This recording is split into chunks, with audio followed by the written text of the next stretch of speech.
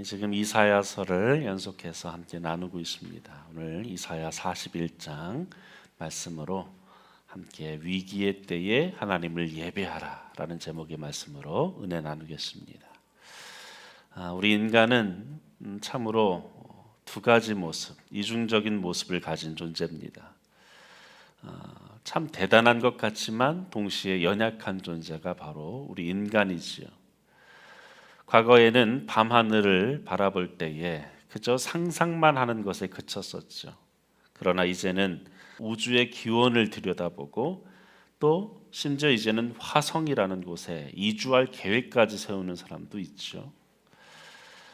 불과 얼마 전까지만 해도 이 수천 권의 책을 손톱만한 칩에 저장하는 것에 감탄했었지만 이제는 그 정도의 저장 능력이 아니라 인공지능이 인류의 모든 지식을 학습하고 그래서 스스로 글을 쓰고 음악도 작곡하고 그림도 그리는 이러한 경이로운 세상이 되었습니다. 또 의학적으로는 어떻습니까? 이제는 유전자 가위라는 것이 개발되어져서 어떤 질병의 설계도 소위 DNA가 염기 서열을 따라서 이루어졌지 않습니까? 그래서 한 구간을 잘라내서 이것을 이식하고 또 잘라내는 이러한 유전자 가위 기법이 이르렀습니다. 그래서 웬만한 불치병들이 거의 해소가 되어질 정도로 의학이 발달되어졌죠. 이처럼 인간의 지혜와 수명이 과연 어디까지 확장되어질 수 있는지 가늠조차 하기가 어렵습니다.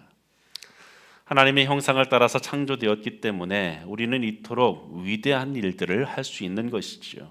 참으로 경이로운 일들을 우리는 불과 수년 동안 경험하고 있습니다. 그러나 그 모든 눈부신 성취에도 불구하고 우리는 한편으로 볼 때 참으로 나약한 존재입니다. 그렇게 문명이 하루가 다르게 발전함에도 불구하고 여전히 예고 없이 찾아오는 그 죽음 앞에서 속수무책으로 우리는 눈물 지어야 합니다. 그 누구라도 죽음이라는 그 한계를 스스로 뛰어넘을 수가 없지요. 거창한 위기 앞에서도 그렇지만 일상의 작은 실망 하나를 우리는 견디지 못해서 의욕을 잃고 주저앉기도 합니다. 문득 찾아오는 조그만 외로움에도 가슴이 속절없이 무너져 내리는 그러한 연약한 존재가 우리 아니겠습니까? 이처럼 우리는 이중성을 가진 존재다라는 것이죠. 근데 문제는 이러한 모습, 우리의 연약한 이 나약한 모습을 과연 우리는 어떻게 극복하며 사는가, 이것이 중요한 것이죠. 지금까지 우리 인간이 사용해온 가장 보편적인 방법을 들고자 한다면 바로 다름 아닌 우상숭배입니다. 우리가 우상숭배하면은 과거에 옛날 사람들이나 하는 것이라 생각하겠지만 어떤 조각상이나 자연이나 바위 앞에서 절하는 것, 그런 것만 연상하지만 그래서 나와 상관없다라고 생각하죠. 그러나 성경이 말하는 우상숭배는 그것보다 훨씬 더 뛰어넘는 개념입니다. 골로새서 3장 5절 함께 읽을까요? 시작.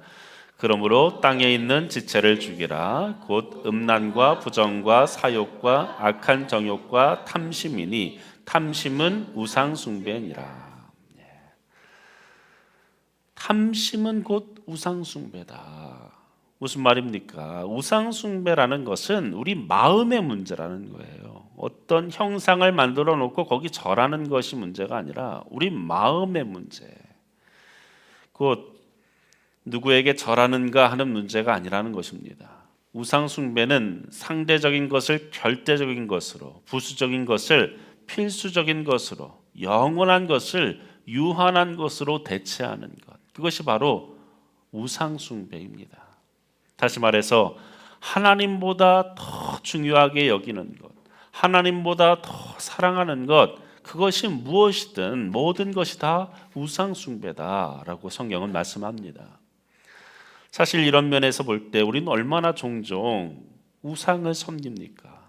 내 힘으로 어쩔 수 없는 그 상황들이 발생할 때 위기와 그 다급함 앞에서 우리는 하나님을 먼저 찾기보다 때로는 돈을, 때로는 어떤 권력을, 때로는 어떤 나 자신이 의존한 누군가를 바라고 있지는 않습니까? 물론 세상의 필요를 우리가 구하지 말라는 것이 아닙니다. 우리에게 필요한 것들이죠. 그런데 그 문제가 왔을 때 우리가 먼저 품는 그 마음이 어떤 마음이냐는 거예요. 그 마음의 중심이 가장 먼저 떠올리는 것이 과연 하나님인가 아니면 다른 대상을 향하고 있는가. 성경은 다른 대상을 먼저 떠올리고 그것에 전적으로 의존하는 것, 그것이 곧 우상숭배다라고 말씀합니다. 오늘 우리가 읽은 이사야서 41장의 구조는 크게 둘로 나뉘어져 있습니다. 먼저 하나님은 우상숭배에 대한 그 심판에 대해서 말씀하시는데 전반부 1절에서 7절까지 그리고 후반부 21절에서 29절까지 앞부분과 뒷부분에 이 하나님의 심판에 대해서 얘기하고 있어요. 그리고 그 심판을 앞뒤로 얘기하면서 그 중간 부분에 8절부터 20절까지의 하나님은 무엇을 말씀하는가? 당신의 백성들을 향한 당신의 초대를 말씀하고 있어요. 그들의 회복에 대해서 그들을 구원하시겠다라는 그 약속의 말씀을 주고 계십니다. 요약해서 말한다면 오늘 본문은 우리에게 그 우상 숭배를 버리고 하나님을 예배하는 삶을 살아야 한다. 이것에 대해서 우리에게 말씀합니다. 이 구조를 우리 머릿속에 잘 기억하고 오늘 말씀, 오늘 강해를 함께 따라가기 원합니다. 저는 이 본문을 나누면서 두 가지를 말씀드리려고 합니다. 첫째는 왜 우상을 떠나야 하는가? 그리고 둘째로 왜 하나님만 섬겨야 하는가? 왜 하나님만을 예배해야 되는가? 먼저 왜 우상을 떠나야 합니까? 우리가 이사야서 41장을 보면 지난주 우리가 말씀을 볼 때에도 한 장면이 떠올랐죠. 어떤 장면입니까? 법정의 모습이 떠오릅니다. 거대한 영적 법정의 장면이 펼쳐지는데 혹시 법정에 가보셨습니까? 웬만하면 안 가는 게 좋겠죠. 생각만 해도 끔찍합니다. 저는 경찰서 한번 가본 게 전부인데 경찰서만 가봐도 제가 잘못해서 간 거 아닙니다. 어떤 걸 이렇게 증빙하기 위해서 갔었는데 분위기가 험악하더라고요. 막 이쪽에서는 때리는 사람도 있고 거기에 내가 어떤 피의자로 잘못한 사람으로 갔다라고 생각하면 얼마나 위축되겠습니까? 더군다나 법정에 갔다고 생각해 보세요. 몇 날 몇 시까지 법원으로 출두해라 이런 편지를 받으면 그날부터 막 가슴이 뛰겠죠. 오늘 이사야 41장도 하나님이 피고인에 대한 그 출두 명령으로 시작되는데 1절 함께 읽습니다. 시작. 섬들아 내 앞에서 잠잠하라. 민족들아 힘을 새롭게 하라. 가까이 나오라. 그리고 말하라. 우리가 서로 재판 자리에 가까이 나아가자. 하나님께서 이 피고인들을 향해서 출두 명령을 내리시는데 그들이 누구인가? 섬들아 이렇게 부르세요. 그리고 민족들아. 이들이 누굽니까? 하나님을 믿지 않는 자들을 대표적으로 얘기하는 거예요. 섬들아, 민족들아. 그리고 하나님께서는 자신이 아는 다른 우상을 섬기는 자들을 자신의 이 법정으로 불러내시는데 뭐라고 말씀합니까? 우리가 서로 재판 자리에 가까이 나아가자. 그리고 이제 하나님의 진술이 시작되어지는 거예요. 2절에 누가 동방에서 사람을 일깨워 공의로 그를 불러 자기 발 앞에 이르게 하였느냐. 열국을 그의 앞에 넘겨주며 그가 왕들을 다스리게 하되 그들이 그의 칼에 티끌 같게 그의 활에 불리는 초계 같게 하며 그가 그들을 쫓아가서 그의 발로 가보지 못한 길을 안전하게 지났나니. 4절 함께 했습니다. 이 일을 누가 행하였느냐? 누가 이루었느냐? 누가 처음부터 만대를 불러내었느냐? 나 여호와라. 처음에도 나요 나중 있을 자에게도 내가 곧 그니라. 이 하나님의 진술은 긴 말씀이지만 한마디로 요약하면 이런 거예요. 그 모든 역사의 주관자는 누구냐? 이 역사를 관장하는 자가 누구인지 아느냐? 바로 나다. 나 여호와다. 내가 그 모든 역사를 주관하고 있다라고 변론하십니다. 그럼 우리가 알듯이 법정에서 자기 주장만 해서는 안 되잖아요. 내가 이렇다라고 주장하면 끝나는 게 아닙니다. 반드시 증거를 대든지 증인을 세우든지 해야 됩니다. 그래서 하나님은 그 증거를 우리에게 제시하는데 그 증거가 무엇인가? 한 사람을 일으켜 세우시겠다라고 말씀하는데 동방에서 한 정복자를 일으켜서 그로 말미암아 이 세상 모든 민족이 그 앞에 무릎을 꿇게 하겠다라고 말씀합니다. 여러분, 이 동방에서 일어난 사람, 그가 누굽니까? 바벨론 제국을 무너뜨리고 이 세상 모든 민족이 그의 발 앞에 무릎 꿇게 한 자, 그가 누구인가? 성경학자들은 한결같이 이 정복자가 바로 고레스라고 얘기합니다. 메데 페르시아의 고레스 왕이라고 얘기해요. 그럼 고레스 왕이 누굽니까? 주전 539년에 메데와 페르시아 연합군을 이끌고 바벨론을 정복한 사람입니다. 근데 놀랍게도 그는 군사적으로 볼 때, 당시에 볼 때에 도저히 함락이 불가능해 보였던 그 제국의 심장부인 바벨론 성을 하룻밤에 무너뜨립니다. 그것도 피 한 방울도 흘리지 않고 정복을 하게 되어져요. 어떻게 이런 일이 가능했는가? 당시 이 바벨론 제국의 힘을 오늘날과 그냥 비교한다면 아마 미국 정도 되어질 거예요. 아니면 미국과 중국을 합쳐도 그것보다 더 강대한 나라였을 것입니다. 지금 미국은 한번 자기들의 힘을 과시하고자 하면 정복 못할 나라가 어디 있습니까? 지금도 그 힘을 우리가 목격하고 있지 않습니까? 그런데 하룻밤에 이 고레스 왕은 그 이 바벨론의 심장부를 정복했다는 거예요. 어떻게 그것이 가능했는가? 당시 고레스 왕이 이끌던 이 메데 페르시아는 그렇게 연약해 보였지만 그 바벨론 성에 도착하자마자 이 바벨론의 민심이 일어나서 자기들 스스로가 그 성문을 열어주게 됩니다. 왜였는가? 그때 당시에 이 고레스 왕이 다가온다라는 소식을 듣게 되었을 때 그들 안에 이미 바벨론 안에는 이 지배층에 대한 어떠한 반감이 있었어요. 그래서 이 바빌론 제국이 무너져야 한다라고 여기던 사람들, 그들이 스스로 그 성문을 열어주었고 그리고 고레스 왕으로 하여금 그 성을 정복하게 한 것이죠. 너무나 쉽게. 그 이후에 이 고레스는 마치 구원자와 같은 모습으로 이 바벨론에 입성하게 되어집니다. 그리고 자신이 이 왕좌를 차지할 수 있었던 그 원동력이 민심이었기 때문에 이 고레스 왕은 자신의 이 통치를 어떻게 했는가? 이 민심을 계속해서 얻기 위해서 관용 정책을 펼치게 됩니다. 그 결과 우리가 잘 알듯이 주전 538년에 바벨론에 끌려와 있던 그 수많은 포로들을 각자의 고향으로 돌려보냅니다. 조서를 내려서 각자가 다 자신들이 처음에 끌려왔던 그곳으로 돌아가라고.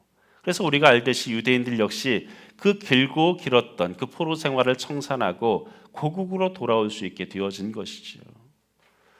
여러분, 고레스 왕이 바벨론을 정복하고 포로들을 본국으로 돌아가게 한 이 사건은 당시에 이 바벨론 제국은 물론이고 주변에 있는 모든 나라들에게 큰 충격과 같았어요. 도저히 있을 수가 없는 일이었습니다. 왜입니까? 이 바벨론 제국이 너무나 강력했기 때문에 모든 사람들이 생각했습니다. 이 제국은 무너지지 않을 것이라고 생각했어요. 누가 감히 저 거대한 나라와 싸워서 이길 수 있겠는가라고 생각했습니다. 심지어 이스라엘 백성들조차도 그 하나님의 약속을 들었음에도 불구하고 선지자들을 통해서 그 구원의 말씀을 들었음에도 불구하고 그들 스스로가 이 바벨론에 짓눌려서 하나님의 그 약속을, 하나님의 그 기대를 저버리고 살았지 않습니까? 그러나 믿을 수 없는 일이 눈앞에 현실로 나타난 거죠. 그래서 그들이 그 일 앞에 모두 놀라고 있을 때 하나님이 말씀하시는 거예요. 이 일을 일으킨 자가 바로 나다라고 말씀하십니다. 바로 여호와 하나님이시라고 말씀하십니다. 하나님께서 이렇게 진술을 마치시자 드디어 피고인들의 반응이 나오는데 5절에 섬들이 보고 두려워하며 땅끝이 무서워 떨며 함께 모여와서 각기 이웃을 도우며 그 형제에게 이르기를 너는 힘을 내라 하고 목공은 금장색을 격려하며 망치로 고르게 하는 자는 매질꾼을 격려하며 이르되 땜질이 잘 된다 하니 그가 못을 단단히 박아 우상을 흔들리지 아니하게 하는도다. 여러분, 이 피고인들의 반응은 어떻습니까? 그들의 첫 번째 반응은 뭡니까? 5절에 두려워했다. 먼저 그들이 두려워했어요. 여기에 이 첫 번째 반응까지는 괜찮아요. 그런데 문제는 무엇입니까? 그 두려움의 대상, 이 일을 일으킨 자가 하나님이라고 분명히 말씀하는데 그들은 그 두려움에 대해서 어떻게 반응합니까? 이 놀라운 일들을 보고 하나님 앞에 돌아가야 하는데 그들 스스로의 힘을 의지합니다. 사람을 의지해요. 결국에 7절에 보면 그들은 우상을 만듭니다. 자기 손으로 우상을 만들어요. 이것이 바로 피고인들의 반응이었다고 성경은 말씀합니다. 여러분, 이제 성경의 이야기 말고 우리의 이야기로 한번 돌아가 볼까요? 과연 우리는 어떻습니까? 저 우상 숭배가 과연 그 옛날 이스라엘만의 문제이겠습니까? 당신은 어떻습니까? 한번 지나온 나의 인생을 한번 돌이켜 보세요. 여러분의 인생에도 천지가 개벽할 만한 큰 위기와 다급함이 몰려왔을 때가 틀림없이 있었을 거예요. 누군가는 그러한 과정을 지금 겪고 있을 수도 있죠. 그때 과연 어떻게 하셨습니까? 정말로 그 위기 앞에 하나님 앞에 나와 예배하며 그분 앞에 돌아오셨습니까? 아니면 급한 일이 있을 때마다 사람을 찾고 주변의 인맥을 찾고 오히려 돈과 권력과 세상의 성공과 쾌락 속에서 그 안에서 나의 것을 계속해서 확보하려는 그 노력으로 반응하지는 않았습니까? 성경은 그것을 일컬어서 바로 우상숭배라고 말씀하는 거예요. 여러분, 우상숭배는 저 멀리 있는 것이 아닙니다. 내게 어떤 위급한 일이, 다급한 일이 생겼을 때에 하나님보다도 더욱더 그것을 의존하려고 하는 것, 하나님을 생각조차 하지 않고 그것만을 바라보는 그러한 마음, 바로 그것이 하나님이 그토록 미워하시고 성경이 그렇게 강조하시는 우상숭배다라고 말씀합니다. 그런데 여러분, 우리가 위기의 순간마다 달려가 붙잡은 그 우상은 과연 어떤 존재입니까? 그렇게 의지했던 그 우상은 어떤 존재인가? 7절에 보면 그것은 그저 인간이 망치질하고 못을 박아서 세운 조각에 불과하다. 인간이 넘어지지 않게 고정해주지 않으면 스스로 넘어질 수밖에 없는 그러한 허수아비 같은 존재, 그것이 바로 우상이라고 말씀합니다. 여러분, 그런 우상이 어찌 우리 인생을 책임져 줄 수 있겠습니까? 그래서 하나님 말씀합니다. 위기의 순간에 나를 믿으라. 사람과 돈과 권력을 찾아가는 어리석음을 행하지 말고 나를 바라보거라. 그저 어리석은 일에 그치는 것이 아니라 그것은 하나님의 엄중한 심판의 대상이다 라고까지 말씀하지요. 여러분, 바로 우리가 그러한 우상 숭배를 저질렀다라고 성경은 고발하고 계십니다. 여러분, 만일 하나님께서 우리를 법정에 세우시고 아주 무서운 검사처럼 우리에게 죄를 묻는 것으로 끝내셨다면 과연 우리는 어떻게 되었겠습니까? 아무런 희망이 우리에게 없겠지요. 그러나 하나님은 그 우상을 쫓는 자들을 향해서 뭐라 말씀합니까? 그 심판을 선고하심과 동시에 다시 그들을 초청하십니다. 그리고 다시 그들을 품어주십니다. 여러분, 우리가 위기가 찾아왔을 때 우리는 어떻게 해야 됩니까? 우리는 살아계신 그 하나님 앞에 먼저 예배함으로 그분을 섬기는 자리에 서 있어야 할 줄로 믿습니다. 우리가 위기의 때에 하나님을 예배해야 되는 첫 번째 이유는 하나님이 사람들의 방해를 막아주시기 때문입니다. 우리 같이 읽어볼까요? 시작. 하나님이 사람들의 방해를 막아주시기 때문이다. 우리가 위기의 때에 하나님만을 섬겨야 되는 이유, 하나님만을 예배해야 되는 첫 번째 이유는 하나님께서 사람의 모든 방해를 막아주시는 분이기 때문이에요. 여러분, 이것이 하나님의 말씀입니다. 인생을 살면서 여러분, 과연 나를 제일 힘들게 하는 건 뭡니까? 뭐 때문에 제일 힘드세요? 직장 생활하면서 뭐 때문에 힘듭니까? 일이 많아서 힘듭니까? 일 많아서 힘들지만 직장 생활에서 제일 힘든 게 사람 때문 아닙니까? 사람 때문에 우리는 힘들어요. 근데 참 아이러니하죠. 우리는 사람 없이는 못 삽니다. 여러분, 그 감옥에서도 이 악질인 죄수들은 어디에 가둡니까? 독방에 가둡니다. 죄수들 안에서도 그 죄인들만 가득한데도 혼자 갇혀 있으라 그러면 못 사는 거예요. 사람 없이는 못 삽니다. 그러나 때로는 사람 때문에 못 살죠. 없으면 못 살겠고 살자니 못 살 것 같은 존재가 사실 부부 아닙니까? 결혼할 때는 너 없이는 못 살아 그렇게 하더니 나중에는 너 때문에 못 살아 이렇게 하죠. 세상을 살다 보면 우리에게 적들이 생기기 마련입니다. 까닭 없이 우리를 애꿎게 공격하는 사람들, 항상 우리가 실수하기만을 기다리는 사람들, 때로는 정면으로 우리에게 대적하는 사람들. 저는 인생을 살면서 저에게는 적이 없을 줄 알았어요. 그래도 목회를 하는 사람이니까, 주의 길을 걸으니까 최소한 사람들에게 공격을 안 받겠지.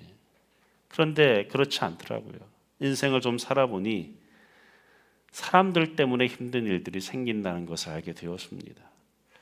물론 제가 실수하고 잘못했던 경우들도 많지요. 그런데 어느 때는 아무리 생각해도 내가 잘못한 것이 없는데도 나를 대적하는 사람들이 있습니다. 여러분, 그래요. 세상에서 무엇이 가장 두려운가? 단연 사람입니다. 사람이 제일 무서워요. 저도 꽤 덩치가 있는 남자인데도 가끔 지하주차장 내려가다가 남자 만나면 소스라치게 놀랍니다. 사람이 제일 무서워요. 여러분, 우리에게 노를 바라는 사람, 우리와 다투고 싸우며 일어나 우리를 치는 사람들로 인해 우리는 놀라고 두려워한다라고 성경은 분명히 말씀합니다. 그러나 그러한 인생들을 향해서 하나님은 또한 뭐라고 말씀합니까? 8절 함께 읽습니다. 시작. 그러나 나의 종 너 이스라엘아, 내가 택한 야곱아, 나의 벗 아브라함의 자손아. 여러분, 이것이 하나님이 우리를 부르시는 호칭입니다. 뭐라고 얘기하십니까? 나의 종아. 우리를 향해서 나의 종아. 우리는 목회자들이 주의 종 이런 말을 하면서 이제 이 성도들은 종이 아니야, 자기만 종인 경우들이 많아요. 그래서 종이라는 이 말 자체가 아주 낮추는 말인데 한국 사회에서는 목회자를 높여주는 말로 잘못 사용되어져요. 전혀 아니죠. 성경에서 말하는 종은 우리 모두를 얘기하는 거예요. 목회자만이 주의 종이 아니라 여러분도 종입니다. 그리고 나의 택한 야곱아, 나의 친구 아브라함아. 그리고 뭐라고 말씀합니까? 9절 함께 했습니다. 시작.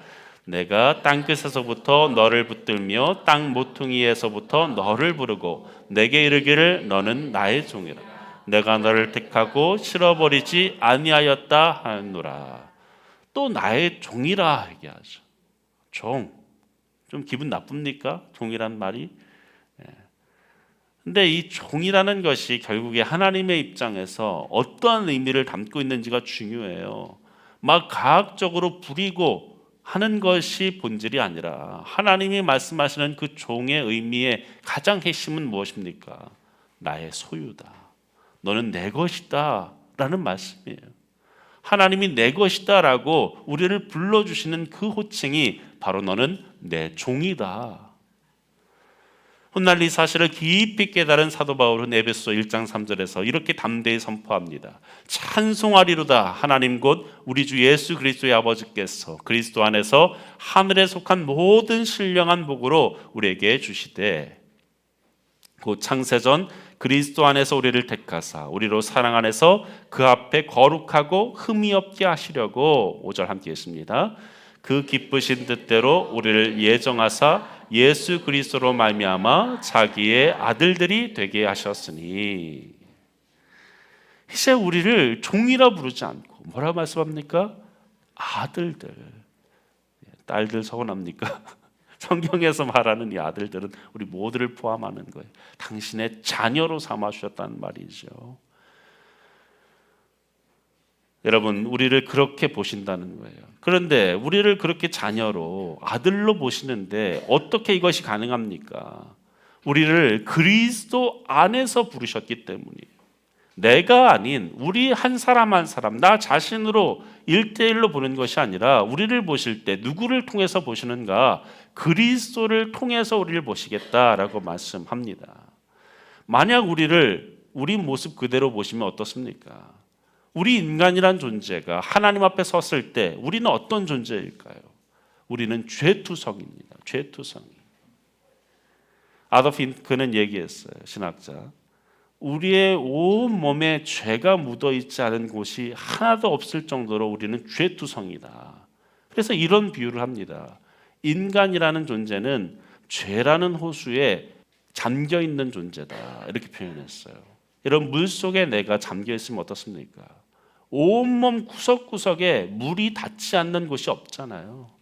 죄라는 호수에 빠져서 그 죄가 어느 곳에도 묻어있지 않은 곳이 없을 정도로 우리는 죄투성인 존재가 바로 우리 인간이다. 하나님이 보실 때 그러한 죄인인 우리를 보실 때, 죄가 그렇게 가득한 우리를 보실 때 어떻게 하셔야 됩니까? 하나님은 거룩하신 분이에요. 빛이십니다. 어둠과 공존하실 수 없는 분이에요. 죄가 그분과 함께 있을 수 없는 것입니다. 그래서 하나님은 우리를 향하여 보실 때, 우리를 품으실 때 우리로만 보실 수 없어요. 반드시 예수 그리스도를 통해서 우리를 보시는 거예요. 그래서 우리는 그분의 자녀가 되어진 것입니다. 여전히 우리 가운데 죄가 있지만 내가 구원받았다고 죄가 다 사라졌습니까? 성인 되었습니까? 아니죠. 여전히 우리 가운데 죄가 있지 않습니까? 그러나 예수 그리스도의 그 보혈의 은혜로 우리를 의롭다고 인정해 주시겠다라고 얘기하셨어요. 의로워진 게 아닙니다. 착각하지 말아야 합니다. 의롭다 하심을 인정해 주시겠다. 무엇 때문에? 예수 그리스도 때문에. 그 예수의 이름을 믿는 것 때문에. 그 예수님의 십자가의 보혈을 의지하는 그 마음 때문에 우리를 의롭다라고 인정해 주겠다. 그것을 뭐라고 얘기합니까? 칭의라고 얘기하죠. 우리 9절 말씀, 제가 세 번역으로 찾아왔는데 우리 9절 말씀 함께 했습니다. 시작. 내가 땅끝에서부터 너를 데리고 왔으며 세상의 가장 먼 곳으로부터 너를 불러냈다. 그리고 내가 너에게 말하였다. 너는 나의 종이니 내가 너를 선택하였고 버리지 않았다고 하였다. 여러분, 하나님이 그렇게 우리를 보고 우리를 끝까지 포기하지 않으시겠다라고 약속하십니다. 그래서 오늘 10절에 보면 우리를 향해서 가장 사실 한국 사람들이 제일 좋아하는 성경 구절 말씀 아닙니까? 우리의 가슴 벅찬 이 말씀을 주시죠. 10절 함께 했습니다. 시작. 두려워하지 말라. 내가 너와 함께함이라. 놀라지 말라. 나는 내 하나님이 됨이라. 내가 너를 굳세게 하리라. 참으로 너를 도와주리라. 참으로 나의 의로운 오른손으로 너를 붙들리라. 그럼 우리를 억울하게 하고 힘들게 했던 그 사람들, 까닭없이 우리를 치료했던 그 사람들이 어떻게 되어진다고 말씀합니까? 하나님이 친히 어떻게 하신다고 말씀합니까? 11절에 보면 보라, 내게 노하던 자들이 수치와 욕을 당할 것이요 너와 다투는 자들이 아무것도 아닌 것 같이 될 것이며 멸망할 것이라. 내가 찾아도 너와 싸우던 자들을 만나지 못할 것이요 너를 치는 자들은 아무것도 아닌 것 같이 허무한 것 같이 되리니. 여러분, 내가 그렇게 힘들어했던 그 대상, 그 상대방, 앞에 말을 보면은 굉장히 무섭죠. 막 수치와 욕을 그들이 당하게 될 것이고 멸망할 것이고, 그것은 하나님께서 마땅히 보응하실 문제예요. 그렇게 했으면 좋겠다라고 마음 먹으면 안 됩니다. 저 인간 멸망했으면 좋겠다. 망했으면 좋겠다. 말씀대로 될지어다. 이러면 안 됩니다. 저는 뒷부분이 중요하다고 생각해요. 그렇게 싸우던 자들을 만나지 못하게 하신다. 무슨 말입니까? 그렇게 거슬리고 힘들게 했던 그 대상이 우리 눈에 얼마나 거슬립니까? 그 사람만 봐도 움찔움찔 하잖아요. 이제 더 이상 그 대상이 두렵지 않게 되는 거예요. 너를 치는 자들이 아무것도 아닌 것처럼 더 이상 두렵지 않게 된다는 것입니다. 그리고 허무한 것 같이 그 대상이 그렇게 대단해 보이고 무서운 것처럼 보였는데 아무것도 아니구나. 나를 해할 수 있는 존재가 아니구나. 이것을 깨닫게 해주시겠다는 거예요. 여러분, 세상의 그 어떤 권력자나 어떤 사람의 인맥이 우리를 돕는 것이 아닙니다. 13절을 보시죠. 함께 읽습니다. 시작. 이는 나 여호와 너의 하나님이 내 오른손을 붙들고 내게 이르기를 두려워하지 말라 내가 너를 도우리라 할 것임이라.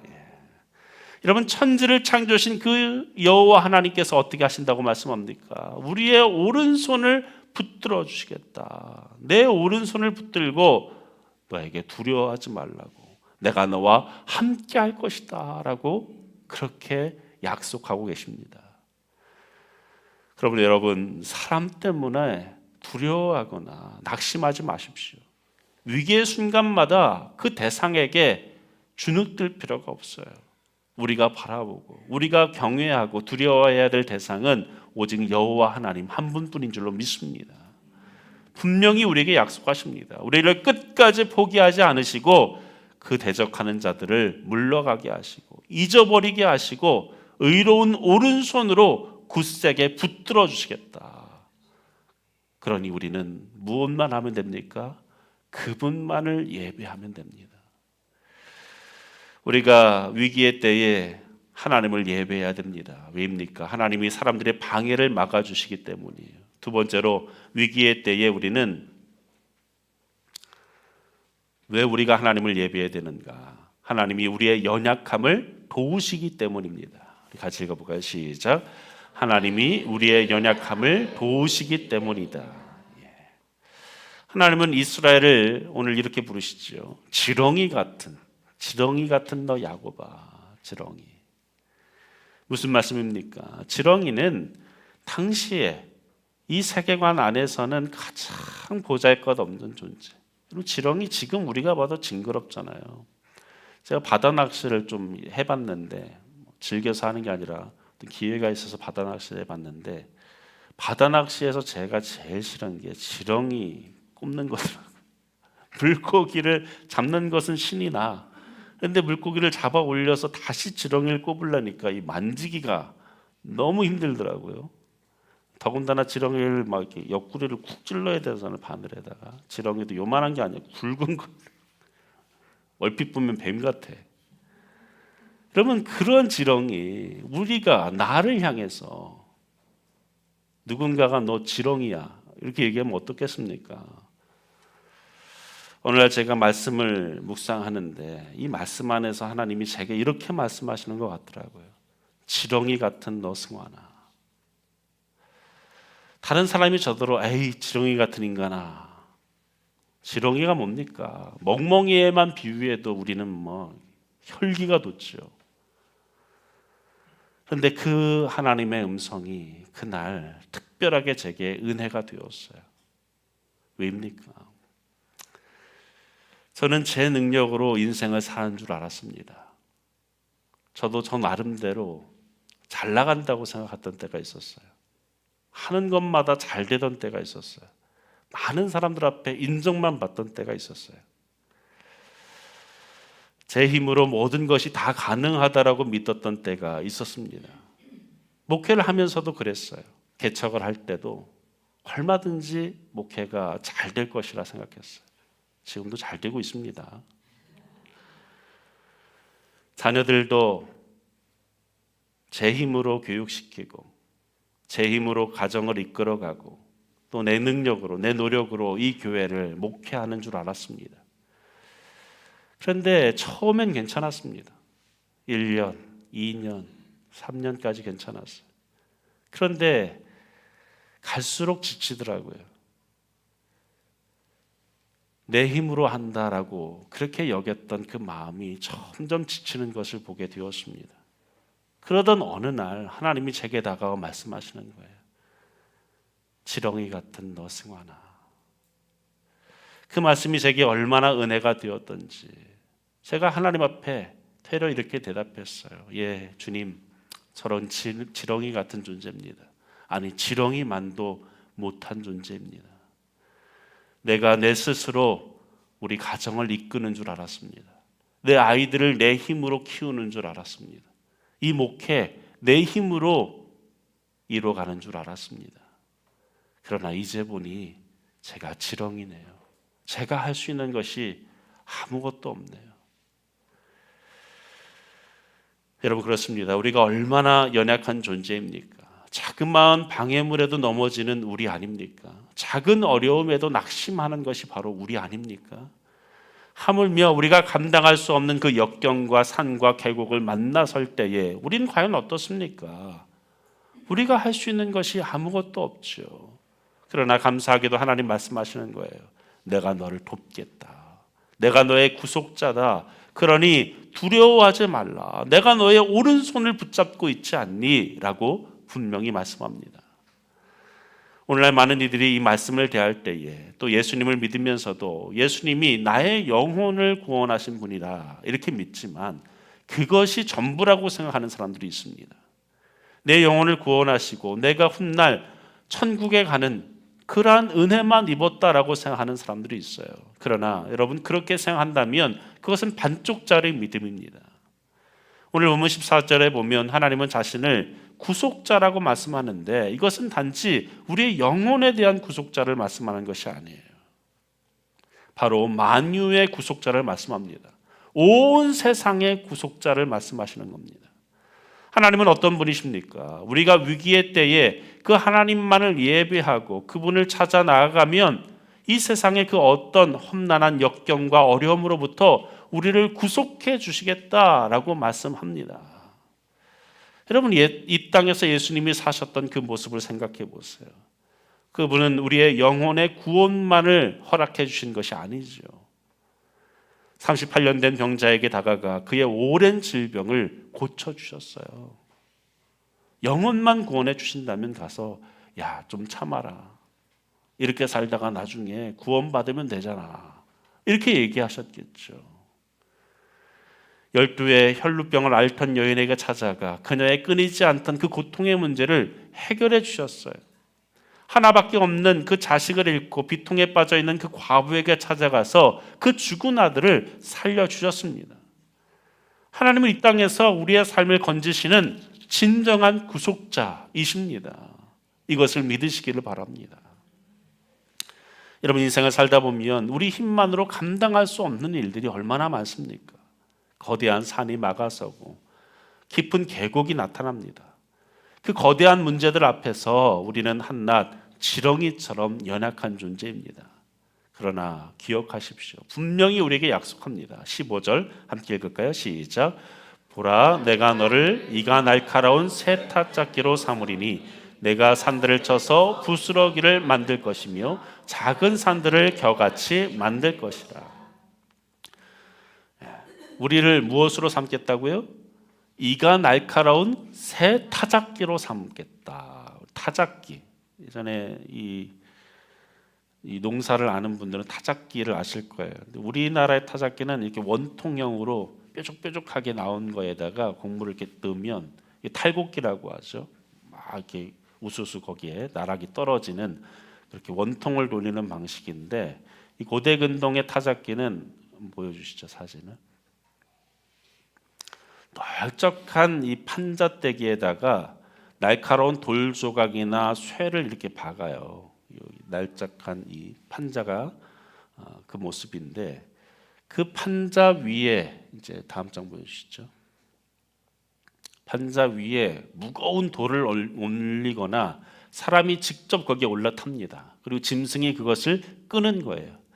밑에 곡식 단들을 다 이제 사람들이 펼쳐놓고 그러고서 그 위를 지나가면 거기에 이제 모든 이 곡물들이 다 산산조각 나고 나달이 다 떨어져 나오는 거죠. 하나님 이 말씀을 하고 계신 거예요. 우리가 생각하는 그 타작기 정도가 아닌 거죠. 짓눌러 버리는 거죠. 여러분, 지렁이같이 연약하고 짓밟히던 우리를 어떻게 하신다는 겁니까? 하나님께서 날카로운 이를 가진 새 타작기계로 만들어 주시겠다라고 말씀합니다. 무슨 뜻입니까? 우리 앞을 첩청산중으로 가로막고 있는 거대한 산과 이 깊은 계곡과 같은 그 역경들, 이 타작기계가 지나가면 모두 다 부서져서 평지로 만들어 주시겠다라는 말씀입니다. 높은 산들은 낮추고 계곡은 메워서 평평하게 만들겠다. 우리의 역경을 하루아침에 산산이 부숴버릴 강력한 새 타작 기계로 우리를 삼겠다라고 약속해 주십니다. 그럼 얼마나 가슴 벅찬 말씀입니까?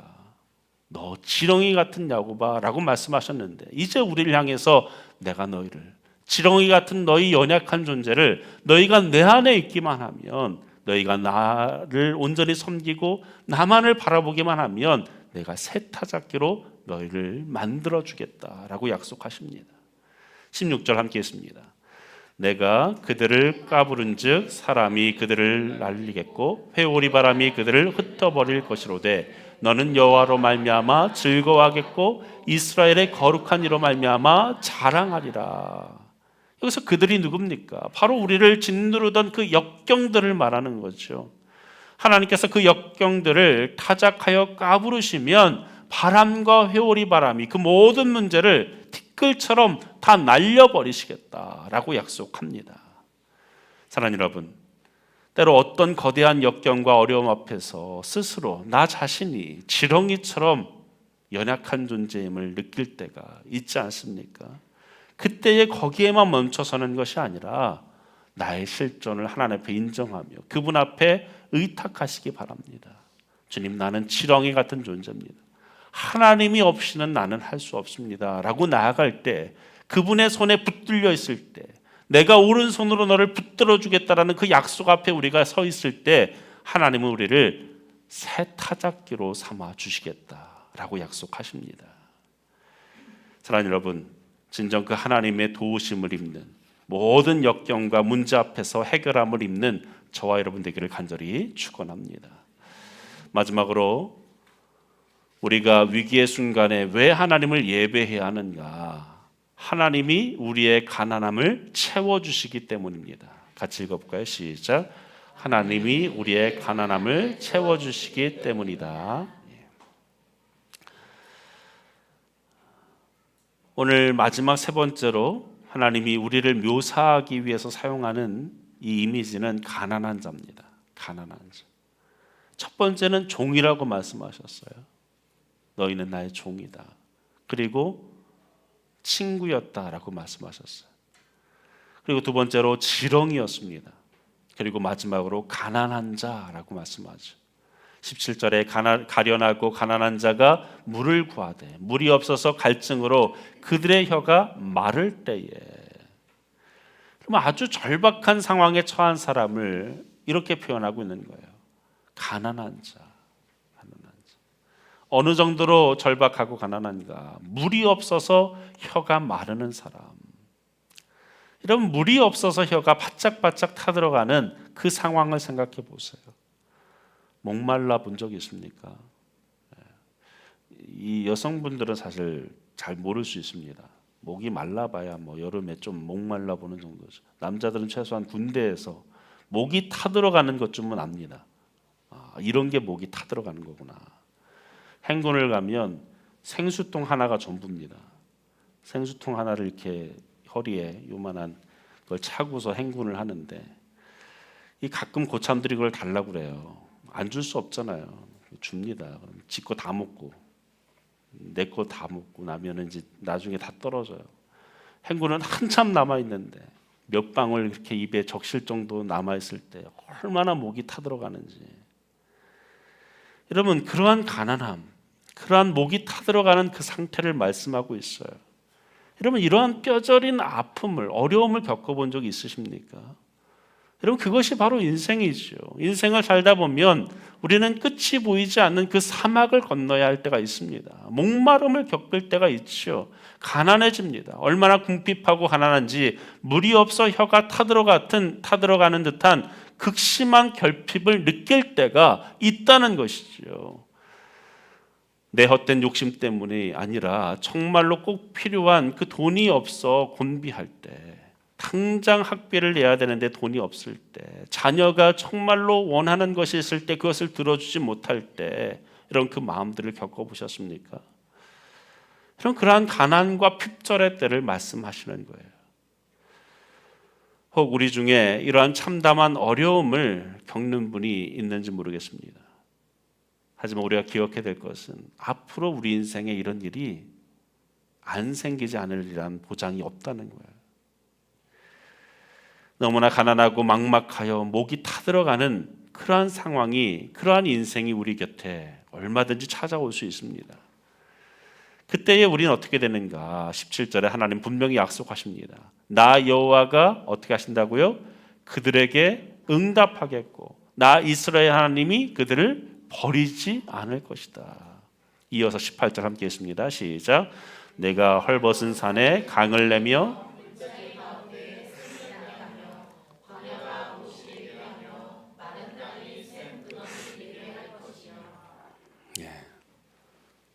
그렇게 물이 없어서 목이 말랐는데 하나님이 어떻게 하신다고 말씀합니까? 강을 내주겠다. 골짜기를 내서 그 안에서 샘이 나게 해주겠다. 마른 땅이 샘이 근원이 되게 하겠다라고 약속하십니다. 그리고 19절 말씀 함께 했습니다. 내가 광야에서는 백목과 시딤나무와 화석류와 들감람나무를 심고 사막에는 잣나무와 소나무와 화약목을 함께 두리니. 이 나무 종류가 중요한 게 아니에요. 어떤 사람들은 막 나무, 백향목의 의미가 뭐냐, 시딤나무의 의미가 뭐냐, 화석류의 의미가 뭐냐, 들감람나무의 의미가 뭐냐, 이거 가지고 설교하는 분을 본 적이 있어요. 그게 중요한 게 아니라 여기에서 말하는 이 나무의 개수가 뭡니까? 7개죠. 성경에서 이 7이라는 숫자가 중요해요. 완전함을 상징합니다. 완전함을 상징해요. 그렇게 온 모든 나무들, 이 나무들만을 말하는 게 아니라 모든 생명체를 말하는 거예요. 모든 자연의 나무들을 포함하는 거죠. 더 중요한 사실은 무엇인지 아십니까? 이 7가지 나무의 특성이 있어요. 이 7가지 나무는요, 한 지역에서 자라날 수 없는 나무들입니다. 다 각기 자라는 지역이 있어요. 특성이 있는 나무들입니다. 같은 장소, 같은 환경에서 함께 자랄 수 없는 나무들이라는 거죠. 평소에는 결코 한 자리에 나타날 수 없는 나무들이지만 오늘 이 메마른 광야와 사막에 함께 심기어 자라게 될 것이다 라고 약속합니다. 무엇을 말씀합니까? 인간의 상식으로는 도저히 불가능한 일 같지만 하나님이 이루시겠다는 거예요. 그 일을 행하시겠다는 것입니다. 여러분, 이 말씀을 진짜로 이 7가지 나무만 심기겠다라고 하는 것으로 이해하면 안 되는 거예요. 모든 어떠한 우리가 생각지 못한 모든 일들을 내가 이루겠다라는 약속의 말씀을 주고 계신 거죠. 우리가 극심하게 가난할 때, 너무나 어려워서 우리의 혀가 타들어가는 듯한 그런 고통을 느낄 때, 내 힘으로 아무것도 할 수 있는 것이 없다라고 여겨질 때, 아무런 돌파구가 보이지 않을 때 하나님이 이루시겠다. 여러분, 우리가 그러한 위기와 결핍의 순간에 세상에 타협하지 않고 불의와 타협하지 않고 헛된 우상으로 나아가지 않고 오직 살아계신 그 하나님만을 예배하고 그분께만 나아가면 이와 같은 은혜가 있을 것이라고 약속합니다. 사막과 같은 우리의 메마른 땅에 샘을 터뜨리시고 강을 만드시겠다라고 말씀하십니다. 샘의 근원이 되게 해주시겠다라고 약속하세요. 도저히 불가능해 보이는 그 모든 식물들이 자랄 정도로 내 삶에 하나님의 은혜가 꽃피우게 할 것이라고, 나무들이 자라게 할 것이라고, 그 나무들로 열매 맺는 삶이 되게 해주시겠다라고 약속합니다. 여러분, 이러한 축복이 저와 여러분에게 있기를 간절히 축원합니다. 우리의 모든 환난에서 건져내시는 그 전능하신 하나님, 그 하나님과 온전히 동행하는 이 거친 세상 속에서도 우리는 마침내 넉넉함으로 이기게 될 줄로 믿습니다. 우리 함께 이 말씀 기억하며 함께 찬양합시다.